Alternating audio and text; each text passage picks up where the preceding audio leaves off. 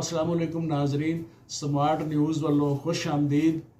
शुरू करने अल्लाह बादशाह के नां तो ते करोड़ां दरूद नबी मुकर्रम हज़रत मुहम्मद सल्लल्लाहु अलैहि वसल्लम ते और उन्हां दी आल औलाद ते।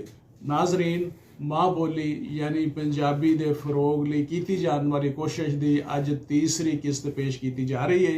जिहड़ी पंजाबी असां अपनी मावां कोलों सीखी, अज वो पंजाबी अगली पीढ़ी तक असी नहीं अपना सके।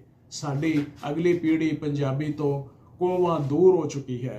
उन्होंने दसोगे यह चीज़ 65 रुपए की आई है तो वह पुछते हैं कि 65 किन्ने होंदे ने। उन्होंने दसो 65 तो फिर उन्होंने जानकारी होंदी है।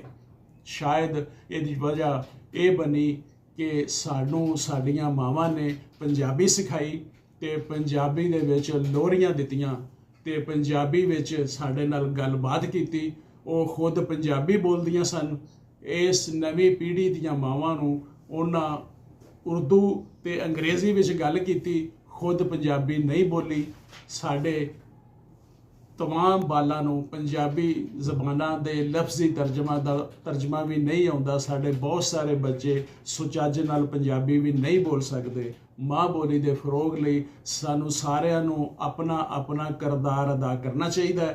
देश पंजाब दियां दम तोड़दियां होईयां रस्मां ते कल्चर नू जिंदा रखना ते अगली पीढ़ी तक पहुँचाना साडे सारिआं दा फर्ज है। पंजाब दियां इंसान दोस्त इंसान परवर रवायात ने साडे रस्मो रिवाज पंजाब दियां बचपन दियां खेडां वो सब कुछ गवाच गया है। वो मॉडर्निज़म दी नज़र हो चुकिया है ते मॉडर्निज़म दे बदलां विच लुकदियां जा रहीआं ने। सादा ते सस्तियां खेडां जिहदे ते ना कोई पैसा खर्च होंदा सी ते बालां ने साइकिल मोटरसाइकिल के टायरां नू सोटी दे नाल रेड़दियां जाना, आपे भी नाल भजदियां जाना, पिट्ठू गोल गरम, बाडी फड़न फड़ाई, बांदर किला ते गेंद मारन मरान खेडना। इन्हां खेडां उत्ते कोई पैसा नहीं सी लगदा ते बच्चियां ने छटापू ते गेंद टहना खेडनियां।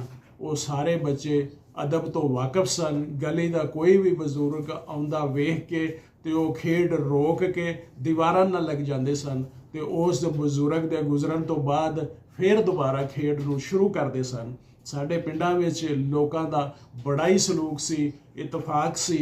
पंजाब दी धरती दे वसनीक एक दूजे दे दुख दर्द ते खुशी विच बराबर दे शरीक हुंदे सन, एक दूजे दा दर्द वंडांदे सन।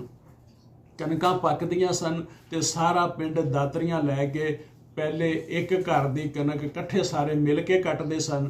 फिर अगले दिन किसी होर दी वारी हुंदी सी ते जिहदी कनक कट्टी जा रही हुंदी सी वो सारिਆਂ वास्ते लस्सी घ्यो शक्कर दे नाल तंदूर दीयां रोटियां ते अचार खेतां विच लैके आउंदा सी ते सारे रल के बैठ के खांदे सन। इस मौके ते पिंड दा इतफाक वेखण वाला हुंदा सी।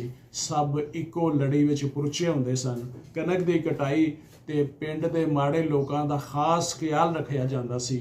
जमींदार खेतां विचों कनक चुकण तो पहलां पिंड दी उस बेवा नूं माड़े गरीब घरां नूं पहले कनक दे बोल विचों उन्हां दे घरां विच दाने भेजदे सन ते फिर अपने घर दाने लैके जांदे सन। पिंड दे मौलवी साहब दा हिस्सा वखरा हुंदा सी ते मस्जिद दा हिस्सा वखरा हुंदा सी।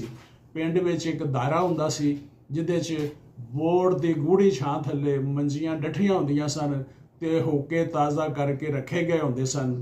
सारिਆਂ ने पिंड वालियां ने मर्दां बजुर्गां ते बच्चियां ने उत्थे इकट्ठिया होना, एक दूजे दे दुख सुख दा शरीक होना ते उत्थे दुख सुख साझा करना। बुल्ले शाह ते वारिस शाह दा कलाम पढ़िया ते सुनिया जांदा सी। उस वेले दे लोग रात दा खाना मगरब दी नमाज तो फौरन बाद खा लेंदे सन। साडियां मावां भैणां मगरब दी अजान तो पहले हांडी रोटी तैयार करके रख लेंदियां सन। पहली रोटी जिहड़ी तवे तो लैंदी सी वो फकीर नूं दित्ती जांदी सी। पहली रोटी किसी मंगण वाले नूं दित्ती जांदी सी, फिर आप खांदे सन। कुछ घरां विच पहली रोटी कुत्ते नूं पाई जांदी सी ते वो कुत्ता जिहदे कोल ना ते कोई टाइम पीस सी ना वो टाइम वेख सकदा सी, लेकिन वो बिल्कुल घड़ी दे टाइम के मुताबिक ऐन उस वेले रोज़ाना उस बूहे अगे पहुँच जाता सी जिथों उन्होंने रोटी लभदी सी। ते जदों पहली रोटी उस कुत्ते नूं दित्ती जांदी सी ते वो रोटी मूँह च लैके ਤੇ ਟੁਰਦਾ ਹੁੰਦਾ ਸੀ। ਮਗਰਬ ਦੀ ਅਜ਼ਾਨ ਤੋਂ ਕੁਝ ਪਹਿਲਾਂ ਪਿੰਡਾਂ ਦੀਆਂ ਗਲੀਆਂ ਵਿੱਚ ਟੱਗਿਆਂ ਦੇ ਗਲ ਵਿੱਚ ਵੱਜੇ ਹੋਏ ਟੱਲਾਂ ਦੀ ਆਵਾਜ਼ ਮਿਊਜ਼ਿਕ ਪੇਸ਼ ਕਰਦੀਆਂ ਸਨ। ਜ਼ਮੀਂਦਾਰ ਖੂਹਾਂ ਤੋਂ ਘਰਾਂ ਵਿੱਚ ਆ ਰਹੇ ਹੁੰਦੇ ਸਨ ਤੇ ਟੱਗਿਆਂ ਦੇ ਗਲਾਂ ਵਿੱਚ ਵੱਜੀਆਂ ਟੱਲੀਆਂ ਖੜਕਦੀਆਂ ਸਨ।